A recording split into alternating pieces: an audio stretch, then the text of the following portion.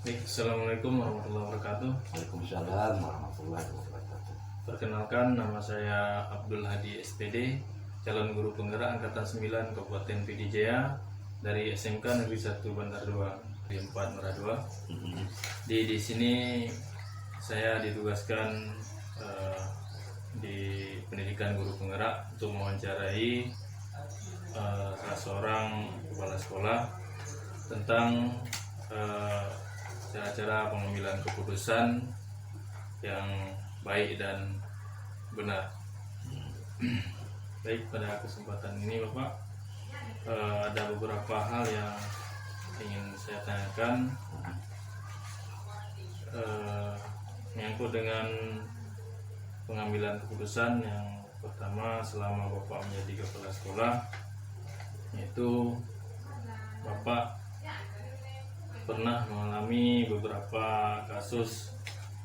Jadi dalam pertanyaan saya di sini, bagaimana Bapak mengidentifikasi kasus-kasus yang merupakan dilema etika atau kasus berupa bujukan moral? Kalau dilema etika itu maksudnya sama-sama benar atau mengandung kebaikan. Beda dengan bujukan moral ya. Bujukan moral itu menyesuaikan dengan kondisi sekolah, situasi guru, kondisi sesuai yang ada di SD kami. Demikian. Baik Pak. Jadi dilema etika itu artinya kita berhadapan antara benar dengan benar, begitu Pak ya? Ya. Jadi kita seperti bagaimana agak kebingungan dalam mengambil keputusan kadang-kadang. Mana yang menurut kita yang paling benar, begitu Pak? Iya. Baik, selama ini bagaimana Bapak menjalankan pengambilan keputusan di sekolah yang pernah Bapak pimpin, terutama untuk kasus-kasus di mana ada dua kepentingan yang sama-sama benar atau sama-sama mengandung nilai kebajikan? Kalau kasus tersebut, kami sebagai kepala harus melihat dulu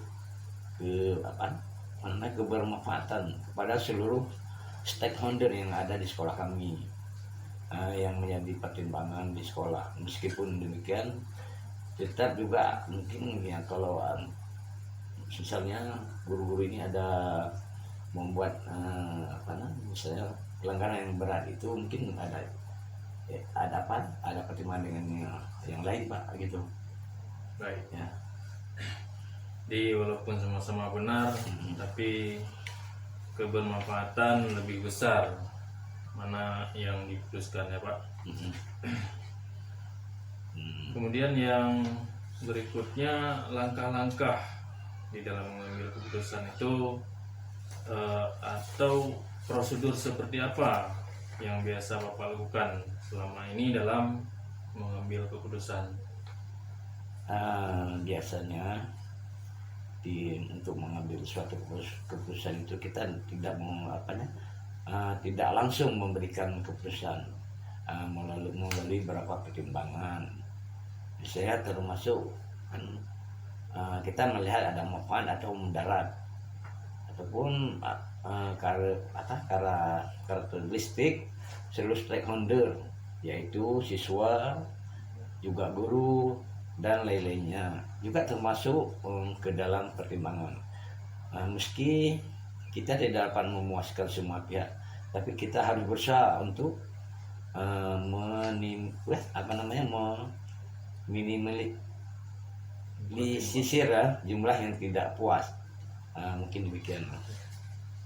Ya, artinya seperti yang Bapak katakan, bahwa perlu juga komunikasi dan kolaborasi dengan pihak-pihak terkait. Kemudian hal-hal apa saja yang selama ini Bapak anggap efektif dalam pengambilan keputusan pada kasus-kasus dilema etika? Kami sebagai mungkin kepala sekolah Pak ya, kita kan harus memanggil misalnya guru semua yang punya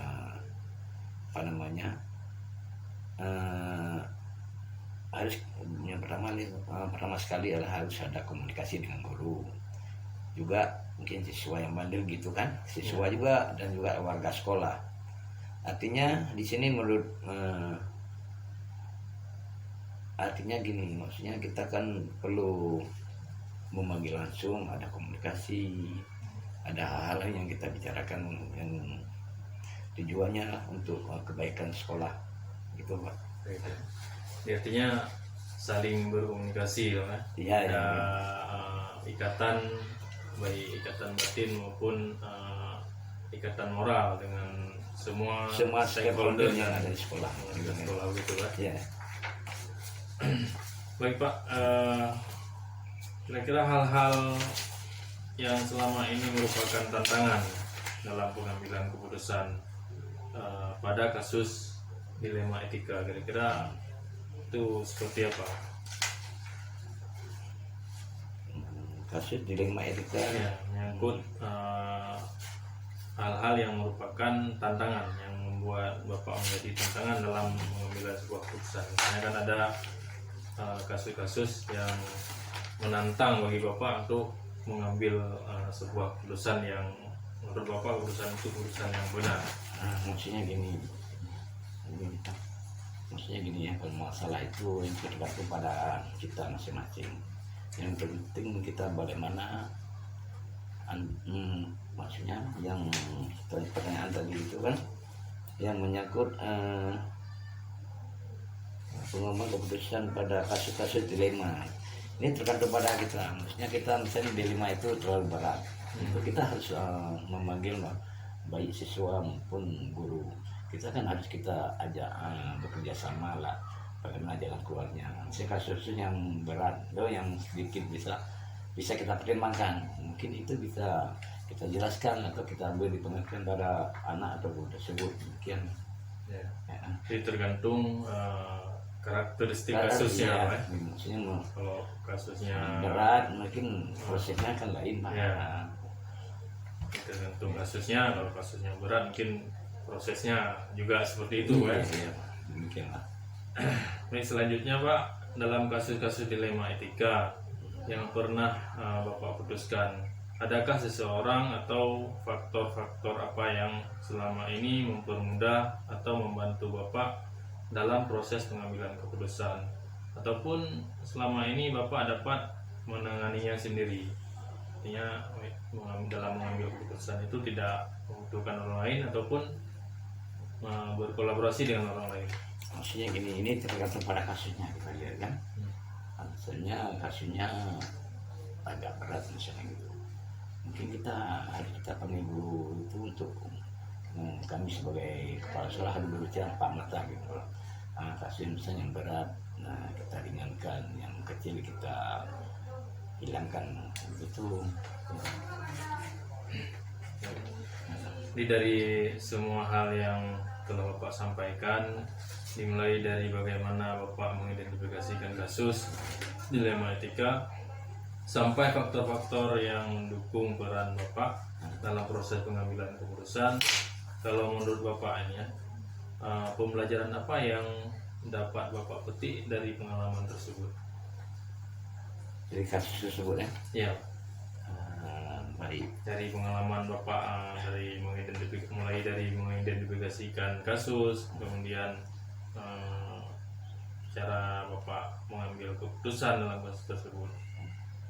Kira ini pengalaman yang Sudah kami jalani misalnya gitu kan. iya, Dalam kasus misalnya kita itu tergantung memberi dulu keputusan kepada mereka, merupakan hak, kan itu hak prerogatif kami seorang pemimpin kan.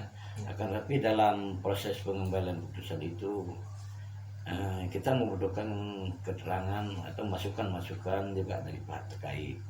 Terus saja dengan meminta keterangan tersebut bertujuan agar keputusan yang nanti yang kita ambil itu dapat bisa menjaminkan semua persoalan yang ada. Saya rasa begitu. Baik Pak, terima kasih untuk sharingnya hari ini Pak. Mudah-mudahan dari pengalaman Bapak ini dapat menjadikan pembelajaran dan acuan bagi saya. Juga terima kasih sangat sudah berbagi pengalaman dalam kepemimpinan Bapak selama ini. Mungkin dalam hal ini saya masih dalam tahap pembelajaran di guru penggerak.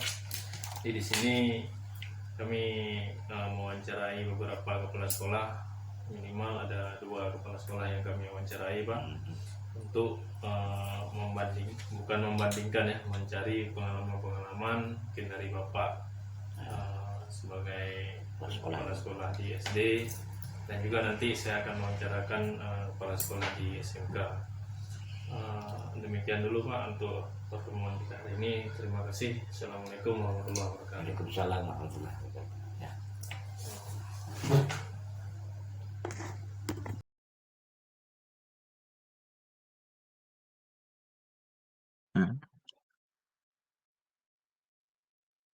Waalaikumsalam warahmatullahi wabarakatuh.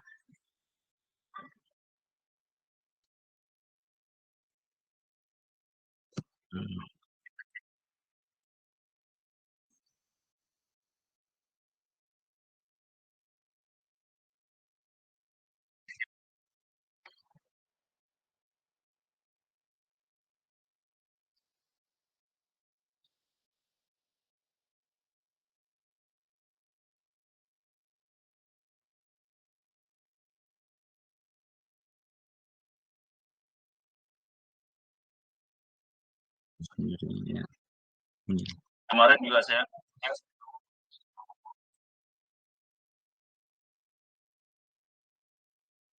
Oke. Ya, silakan Wadi. Ya agak sedikit kurang sehat Wadi. Suaranya udah serak-serak becek nih. Oke.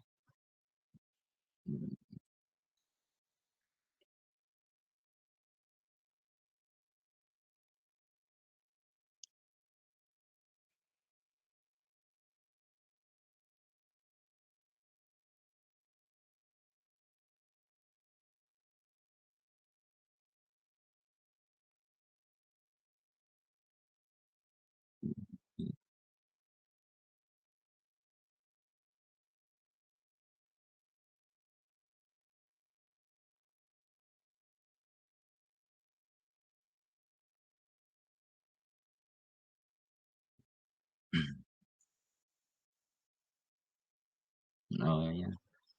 Oh ya baik. Kalau ini tantangan ini ya sebetulnya. Artinya ketika pengalaman-pengalaman awal kita masuk baik itu dalam instansi apapun, tentu saja banyak ya kita dihadapkan dengan beberapa dilema. Salah satunya seperti dilema etika atau dilema bujukan moral. Hanya saja di sini mungkin perlu kita mengidentifikasikan awal dulu ya untuk membedakan mana yang termasuk dilema etika dan mana yang merupakan bujukan moral. Nah, kalau dilema etika ini yang sebetulnya ini adalah dilema yang sama-sama benar ya. Jadi kebajikan yang bertentangan. Jadi artinya perlu sebuah pembinaan yang atau keputusan yang cukup tepat kita mengambilnya karena benar sama benar ini. Ini kalau kita lihat dari dilema etika. Apa contohnya? Misalkan dalam satu antara guru BK dengan waka kesiswaan misalkan dalam mengambil keputusan untuk mengeluarkan si anak atau memberikan punishment terhadap anak. Jadi yang satu ingin mengeluarkan karena si anak bandel, karena tidak sesuai, ini kan sesuai aturan. Nah, ketika tidak sesuai dengan aturan tadi, si anak mau dikeluarkan. Satu sisi BK melihat rasa kasih sayang tadi dan juga menjaga nama baik sekolah. Jadi sama-sama menjaga nama baik sekolah ini. Nah, maka disinilah adanya kebijakan yang cukup intern dari kita untuk sama-sama kita menyelesaikannya itu secara bijak dan lurus. Karena kalau ini salah, maka kita akan berhadapan dengan orang-orang yang bekerja tadi yang akan mendabrak kita selaku kepala sekolah. Nah, ini hati-hati. Tetapi kalau bujukan moral itu jelas, dia berkaitan dengan keputusan benar atau salah. Nah, kalau ini jelas dia, kalau bujukan moral itu. Jadi keputusan yang diambil itu harus membuat satu kebenaran sesuai dengan apa? Nilai-nilai kebajikan secara universal. Seperti misalkan keadilan, tanggung jawabnya, kejujurannya, kemudian rasa syukur kita ya, dan ini juga harus hati ya. Ini lurus hati apa ya? Ketulusan hati kita dan juga memiliki satu prinsip. Mungkin ini cara-cara kita untuk mengidentifikasi awal dulu mana yang dimasuk dalam etika dilema, mana yang termasuk di dalam bujukan moral. Mungkin demikian Pak Adi. Ya.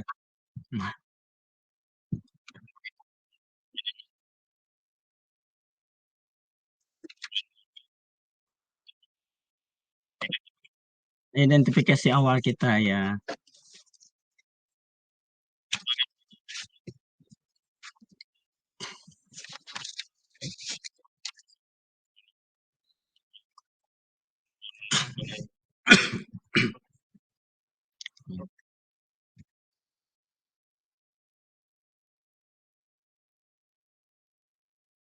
Iya, iya, betul, betul. Heeh.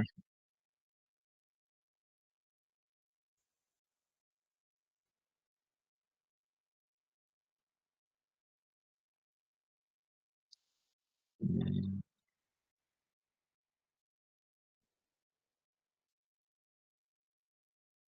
Betul, betul.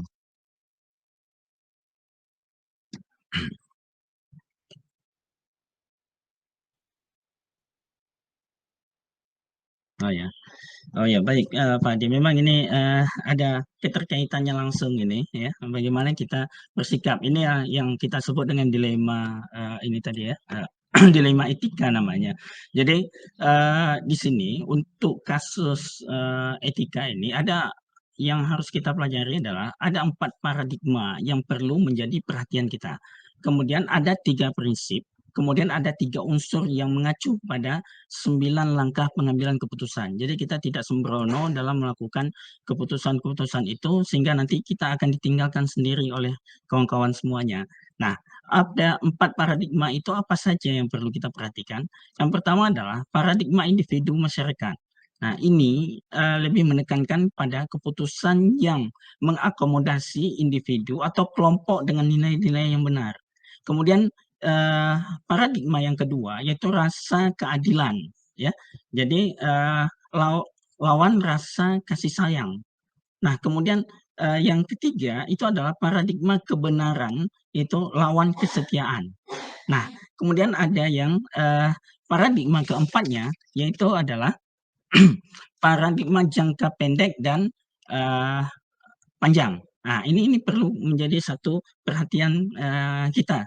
Nah, kemudian ada 3 prinsip dasar ya dalam pengambilan keputusan itu, yaitu yang pertama berpikir berbasis hasil akhir. Jadi dia mengabaikan dengan proses itu. Jadi dia berpikir bagaimana berbasis akhir dari penyelesaian masalah itu apa. Kemudian ada yang keduanya di sini adalah berpikir berbasis peraturan. Jadi keputusan itu kita ambil sesuai dengan aturan yang berlaku.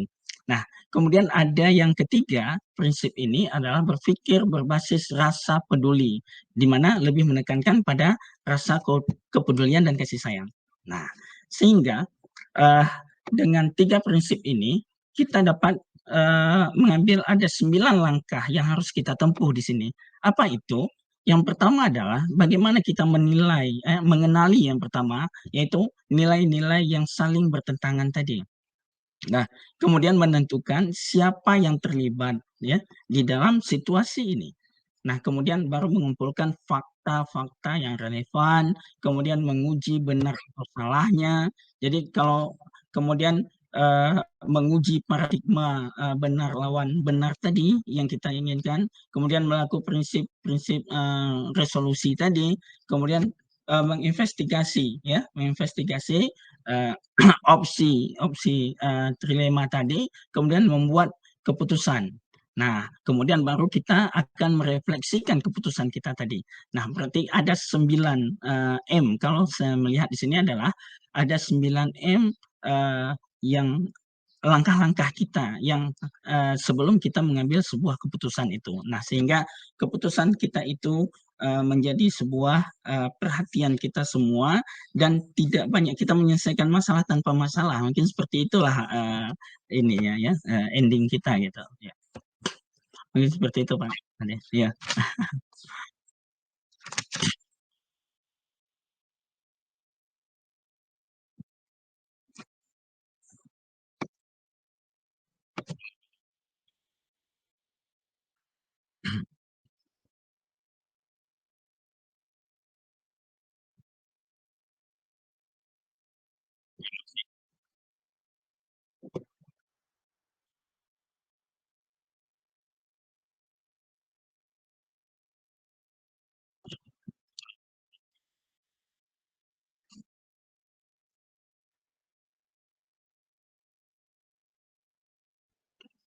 Oh ya. Ya, pertimbangan kita untuk opsi-opsi terbaik dalam mencari efektivitas keputusan kita sehingga nantinya akan lebih tepat sasaran artinya. Nah, kemudian eh, kita juga harus berpikir ini apa dasar kita di dalam pembenaran ya kalau dilihat pilihan kita ya, dari pembenaran dari pilihan kita itu. Jadi kita dapat memberikan alasan yang tepat bagaimana mencegah masalah-masalah etika ini. Nah, jadi dari hal-hal yang demikian, maka kita coba melihat eh, hal-hal yang efektif mungkin yang dapat kita lakukan di dalam mengambil keputusan ya untuk pada kasus-kasus dilema ini. Yang pertama sekali, keberpihakan kita terhadap kepentingan organisasi kita ini, lembaga kita ini, ya, artinya terhadap sekolah kita ini. Ini yang penting sekali. Jadi apapun yang kita lakukan itu bukan mengatasnamakan kita pribadi, tetapi mengatasnamakan kebaikan, keberpihakan terhadap semua uh, yang dianggap ini adalah sekolah ya, yang karena kita memang satu lembaga. Kemudian menjaga keharmonisan sesama sivitas sekolah kita ini. Jadi antara kita sama kita tidak terjadi satu gesekan-gesekan yang ada. Dan kemudian keberanian dalam kita mengambil keputusan ini ya itu berasaskan untuk kepentingan bersama.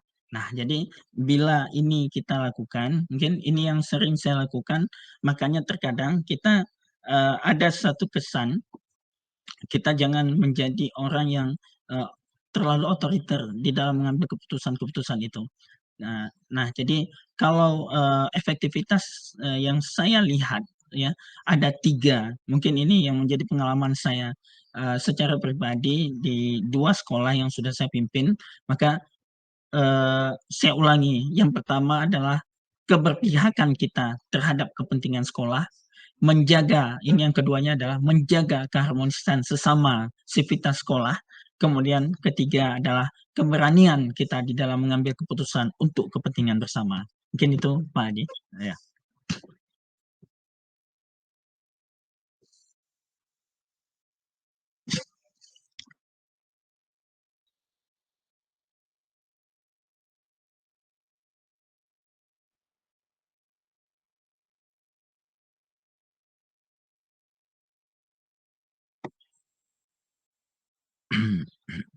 Oh ya, baik. Memang setiap keputusan yang kita ambil itu tentu ada berdampak antara positif, negatif. Ada yang senang, ada yang tidak senang. Hal ini memang yang sebetulnya merupakan problema kita selalu ada. Jadi hal ini dapat kita selesaikan secara bijak dan secara bertahap tentunya untuk meyakinkan bahwasanya keputusan yang kita ambil ini adalah berdampak untuk kebaikan kita bersama. Nah, jadi mungkin ada hal-hal terkadang mengapa Pak kok seperti itu keputusan yang diambil seperti itu pasti ada yang ketidaksenangan dari orang itu tentu ada. Nah, karena apa? Mungkin kita terlalu instan berpikir kalau kita buat seperti ini penyelesaian. Sedangkan kita berpikir lain. Kita buat penyelesaian ini untuk tidak ada masalah di kemudian hari. Jadi rentetannya itu tentu terus berkesinambungan. Artinya tidak ada eh, kita berharap meminimal masalah itu jangan terjadi masalah berikutnya. Mungkin seperti itu Pak Ade. Ya.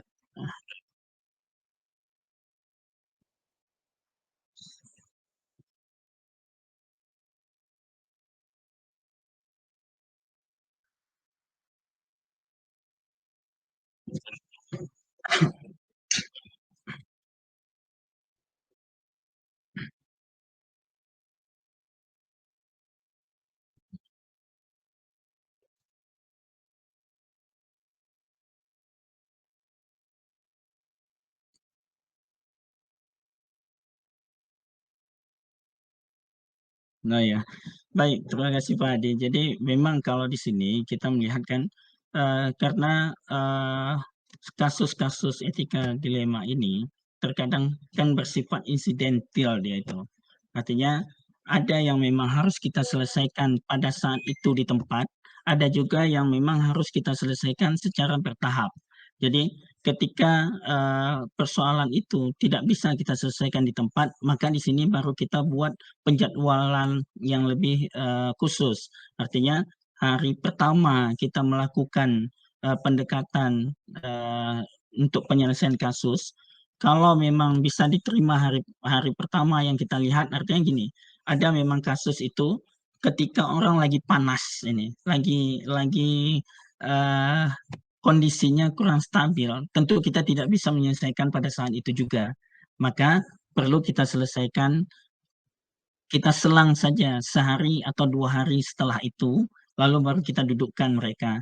Nah, setelah itu baru kita lihat berapa minggukah kita bisa mengevaluasi, ya, mengevaluasi kegiatan itu, kira-kira apakah ini ada berdampak positif bagi mereka atau tidak. Nah, kalau tidak, berarti pada hari yang berikutnya, ketiganya kita akan melakukan pemanggilan kembali untuk penyelesaian kasus-kasus ini. Nah, jadi itu memang bersifat apa namanya tentatif sifatnya. Jadi tergantung permintaan di lapangan ya. Uh, Mungkin seperti itu Pak. Ya, ya tergantung kasus dan situasinya. Iya,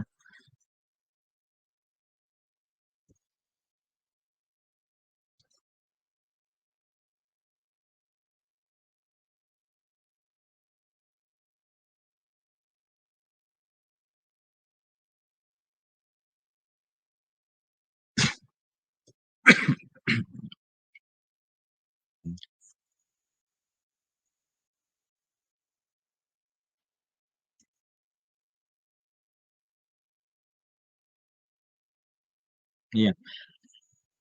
Baik Pak Adi. Memang karena kita bekerja ini adalah bekerja secara profesional dengan organisasi kita, kita tidak bisa juga terus langsung melakukan apa namanya justifikasi langsung oleh kita. Tentu saja ada beberapa orang yang membantu kita dengan memberikan masukan, sumbang sarannya kepada kita. Nah, di sini para wakil juga atau komite pengawas sekolah ya dan juga guru-guru itu semuanya adalah bahagian dari kita yang bisa menghasilkan untuk kita dapat menyelesaikan kasus-kasus ini secara baik karena kita ini adalah semuanya terlibat ya semuanya terlibat sebetulnya. Nah, hanya nanti disinilah baru bagaimana kebijakan kita yang lebih efektif dari beberapa masukan-masukan yang ada yang disampaikan ke kita. Nah, maka disinilah kita bekerja tim di sini. Jadi tidak ada yang bekerja one man show, ya. Semuanya bekerja tim, ya. Nah,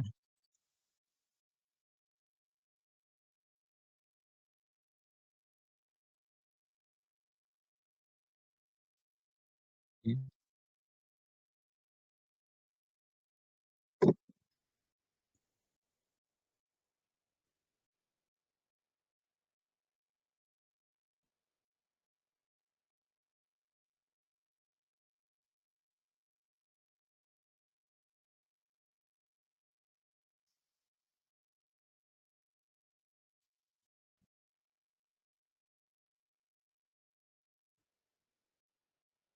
Hmm.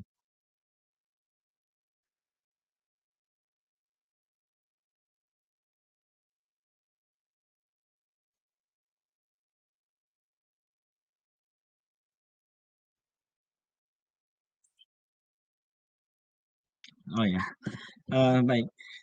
Jadi ini yang pertama, saya juga ingin menyampaikan bahwasanya, eee, ada satu, keberanian yang harus kita, eee, ambil dan tunjukkan di situ, tetapi asas yang perlu kita ingatkan adalah asas kebersamaan, ya.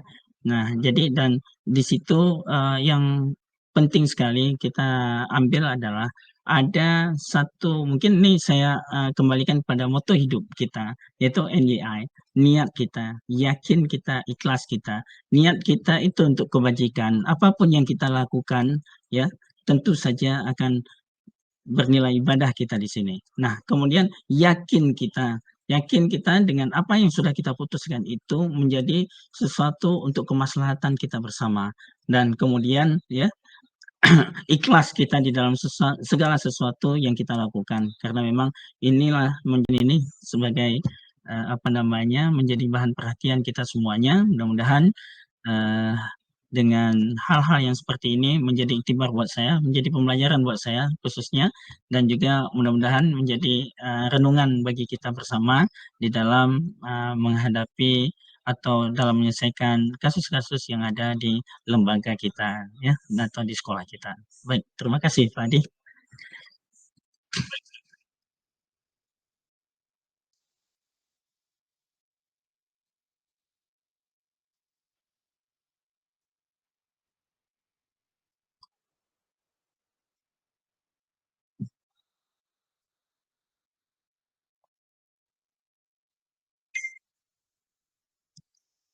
Ya, selamat malam.